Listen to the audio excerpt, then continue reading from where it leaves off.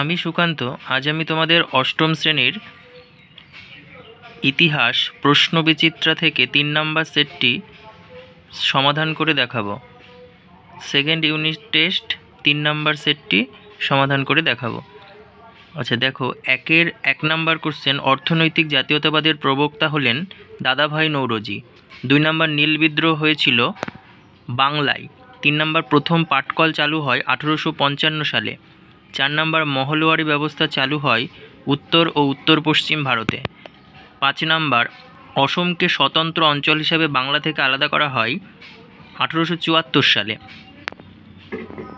আচ্ছা, 2 নম্বরের একটি বাক্যে উত্তর দাও। 2 নম্বরের একটি বাক্যে উত্তর দাও। দেখো, 1 নম্বরটা, হিন্দু মেলাকে প্রতিষ্ঠা করেন নবগোপাল মিত্র। 2 নম্বর, কত খ্রিস্টাব্দে আইন করে সংবাদপত্রের স্বাধীনতা খর্ব করা হয়? এটা উত্তর হবে 1878 সালে। আচ্ছা, 3 নম্বর, দিকু কাদের বলা হতো? এটা রায়মার্টিন সহায়িকা বইয়ের 175 পেজের 38 নম্বর কোশ্চেনটি। 4 নম্বর, দেখো, ভারতে কত খ্রিস্টাব্দে টেলিগ্রাফ ব্যবস্থার প্রবর্তন হয়? 1851 সালে। 5 নম্বর, বারাসাত বিদ্রোহের সময় কে বাদশাহ উপাধি নিয়েছিলেন? এটা উত্তর হবে তিতুমির। আচ্ছা, এবার 3 নম্বরের 1, ডিরোজিও শিষ্যদের নব্যবঙ্গ বলা হয় কেন? এটা রায়মার্টিন সহায়িকার 163 পেজের 21 নম্বর কোশ্চেন। 2 নম্বর, শিকাগো ধর্ম সম্মেলনে স্বামীজি কী প্রমাণ করতে চেয়েছিলেন? এটি রায়মার্টিন সহায়িকার 147 পেজে 14 নম্বর কোশ্চেন। 3 নম্বর, ভারতীয় জাতীয় কংগ্রেসের প্রথম অধিবেশন কবে কোথায় অনুষ্ঠিত হয়েছিল? এটি 1885 সালে ডিসেম্বর মাসে বোম্বাইতে হয়েছিল।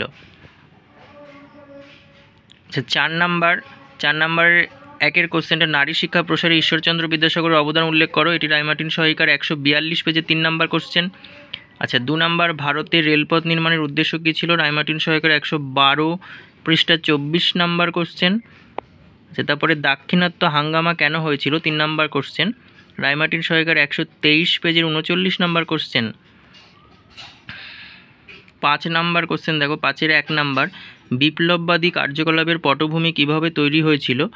কেন বিপ্লববাদীদের অনেক উদ্যোগী ব্যর্থ হয়েছিল? এটা রায়মার্টিন সহায়িকার 200 পেজের 28 নম্বর কোশ্চেন।